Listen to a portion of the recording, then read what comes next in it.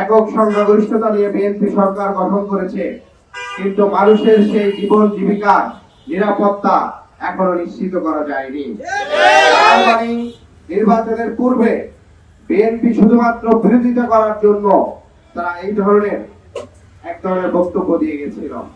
আমরা একই সাথে দেখতে পাই যে গতকালকে একটি মর্মান্তিক ঘটনা ঘটেছে। ঢাকা মেডিকেল কলেজ, যে মেডিকেল আমাদেরকে সর্বোচ্চ চিকিৎসা দিয়ে থাকে, যেখানে দেশের গরিব দুঃখী নিম্নবিত্ত মধ্যবিত্তরা চিকিৎসা নিয়ে থাকে, সেই পুরো মেডিকেল যে দীর্ঘদিন ধরে দালাল চক্র দ্বারা বেষ্টিত, তার একটি ন্যাক্কারজনক ঘটনা ঘটে গিয়েছে। আমরা দেখলাম একটি শিশু তার অক্সিজেন মাস্ক খুলে নেওয়ার ফলে দালাল সেই শিশুটি মারা গিয়েছে। তার মানে এই যে সরকারি যে সেবা প্রতিষ্ঠানগুলো আছে, সেই প্রতিষ্ঠানগুলো যেখানে নাগরিকদেরকে সেবা নিশ্চিত করবে, সেখানে এই সরকারি প্রতিষ্ঠানগুলো দালাল চক্রের দ্বারা নিয়ন্ত্রিত হয়ে থাকে।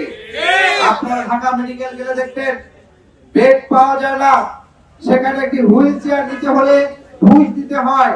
আপনার কোন পরীক্ষা যদি ডাক্তার দেয়, সাথে সাথে দালালরা এসে প্রাইভেট যে ডায়াগনস্টিক সেন্টার তাদের এসে রিসিপ্ট ধরিয়ে দেয়।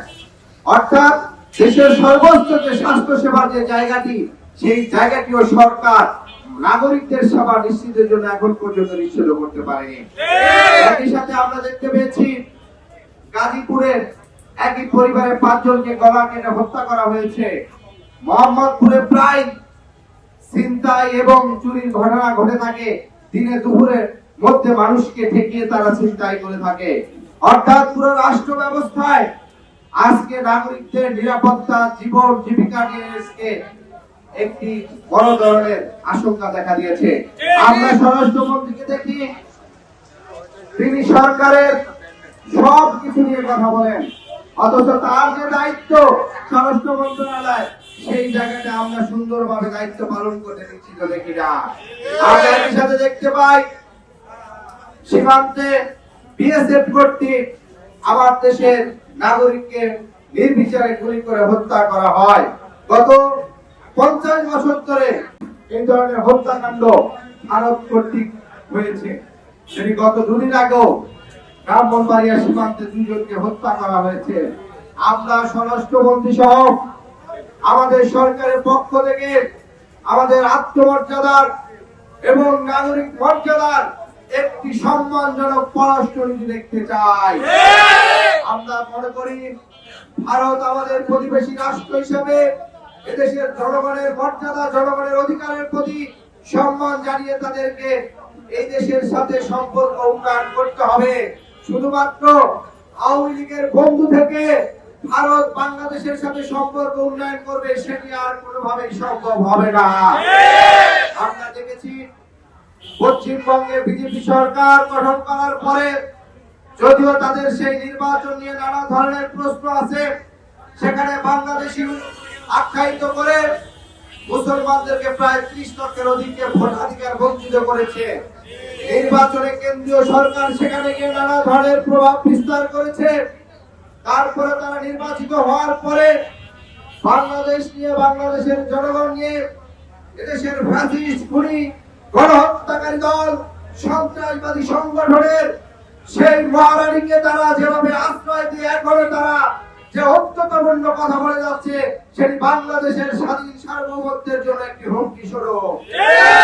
আমরা দেখেছি তারা বহন করবে, তাদের নিরাপত্তার জন্য তারা কাঁটাতার নির্মাণ করতে পারে, কিন্তু সেই কাঁটাতারের আশেপাশে দিয়ে যখন তারা এদেশের সাধারণ নাগরিকদের উপর যখন গুলি করবে কিংবা বর্ডার ক্রস করে অনেক সময় আমাদের নাগরিকদেরকে তারা হত্যা করে থাকে।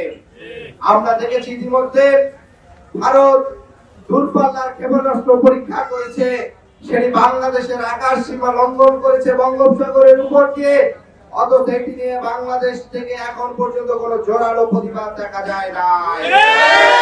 বাংলাদেশের আকাশ সীমানা, বাংলাদেশের সার্বভৌমত্ব, বাংলাদেশের সীমান্ত কোনোভাবে অরক্ষিত রেখে কোনোভাবে প্রতিবেশী রাষ্ট্রকে সেটি সীমা লঙ্ঘন করতে যাওয়া যাবে না।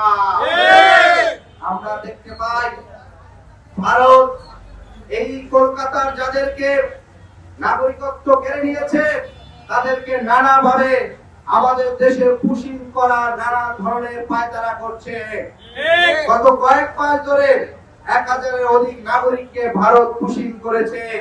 ফলে বাংলাদেশকে চাপে রাখতে, বাংলাদেশের অর্থনীতি রাজনীতি নানাভাবে ক্ষতিগ্রস্ত করতে, রোহিঙ্গাদের মতন ভারত যদি আসাম কলকাতার সীমান্ত দিয়ে কয়েক লাখ শরণার্থীকে বাংলাদেশে ঠেলে দেওয়ার চেষ্টা করে, তাহলে একটি বড় ধরনের মানবিক বিপর্যয় বাংলাদেশের সামনে অত্যাশঙ্ক। আপনার সরকার, জামাত ইসলাম সহ সকল রাজনৈতিক দল এদেশের নাগরিকদেরকে ভারতের এই অত্যাসম্ভবী পুশিং সম্পর্কে আমরা আগাম আহ্বান জানাবো। ভারতের এই ধরনের যে কোনো পদক্ষেপকে বাংলাদেশের নাগরিকরা সর্বাত্মকভাবে সম্মিলিতভাবে এটার প্রতিবাদ জানাতে হবে এবং এর প্রতিরোধ করে তুলতে হবে। বন্ধুগণ, আমরা সরকারের হাম নিয়ে ব্যর্থতা ঢাকাতে গিয়ে দেখি তারা শুধু পূর্বের সরকার কতটুকু দায়িত্ব অবহেলা করছে কিংবা দায়িত্ব পালন করছে কিনা শুধু সেটি নিয়ে ব্যস্ত। অথচ এই শিশুদের রক্ষার জন্য আমরা বলবো পূর্বের সরকারের স্বাস্থ্য মন্ত্রণালয়ের কর্মকর্তা উপদেষ্টা থেকে শুরু করে বর্তমান সরকারের স্বাস্থ্য মন্ত্রণালয়ের কর্মকর্তা এবং স্বাস্থ্যমন্ত্রীদের সকলের বিষয় একটি সঠিক তদন্ত হওয়া উচিত যে কোন গাফিলতির কারণে আমাদের এখানে টিকার সংকট হয়েছে এবং আমাদের এই শিশুরা মারা যাচ্ছে। আমরা অতি দ্রুত আমাদের এই সঠিক টিকা এবং স্বাস্থ্য সেবা নিশ্চিত করতে চাই। একই সাথে ঢাকা মহানগরের প্রত্যেকটা জোনে সরকারি হাসপাতালের উদ্যোগ গ্রহণ করতে হবে দীর্ঘমেয়াদী পরিকল্পনা নিয়ে। আর আমরা দেখি ঢাকা 2 কোটি অধিক মানুষ বসবাস করে, কিন্তু শুধুমাত্র এক Dhaka medical, Suhrawardy medical, Salimullah medical কিংবা 2-3টি যে মেডিকেল আছে সেটি দ্বারা পর্যাপ্ত স্বাস্থ্য সেবা নিশ্চিত করা যায় না। ফলে দীর্ঘমেয়াদী ঢাকার মানুষের জনসংখ্যার অনুপাতে স্বাস্থ্য সেবা নিশ্চিত করতে হলে স্বাস্থ্য সেবাকে ঘিরে যে দুর্নীতি চক্র, যে সিন্ডিকেট চক্র, যে প্রভাবশালী বলয় আছে সেই বলয় ভেঙে দিতে হবে। নাগরিকদের স্বাস্থ্য সেবা নিশ্চিত করতে হবে। আগামী দিনের বাংলাদেশে প্রত্যেকটি নাগরিকের নাগরিক সেবা, নাগরিক অধিকার প্রতিষ্ঠিত করতে হবে। আজকের এই মানববন্ধনে যেসব সাংবাদিক বন্ধুগণ এবং এনসিপির তেজগাঁও জোন সহ মহানগর উত্তরে যেসব নেতৃবৃন্দরা এই বৃষ্টি বাদবাঙ্গা উপেক্ষা করে জনস্বার্থের ইস্যুতে এই রাজপথে নেমে এসেছেন, মানববন্ধনে অংশগ্রহণ করেছেন, আপনাদেরকে আন্তরিক ধন্যবাদ জানাই এবং সবাইকে বিপ্লবী শুভেচ্ছা। ইনকিলাব ইনকিলাব জিন্দাবাদ জিন্দাবাদ ইনকিলাব ইনকিলাব জিন্দাবাদ জিন্দাবাদ। অসংখ্য ধন্যবাদ প্রিয় সাংবাদিক ভাইয়েরা। আমরা আজকে আমাদের প্রোগ্রাম এখানে শেষ করছি। আপনাদেরকে এই বৃষ্টির মধ্যে এত কষ্ট করে আমাদের সঙ্গে থাকার জন্য অসংখ্য ধন্যবাদ। আমরা চাই আমাদের দেশে আর কোনো যেন শিশু অনেক কারণে মারা না যায়, এই ব্যাপারে যদি সরকার পদক্ষেপ গ্রহণ করে। ধন্যবাদ সকলকে।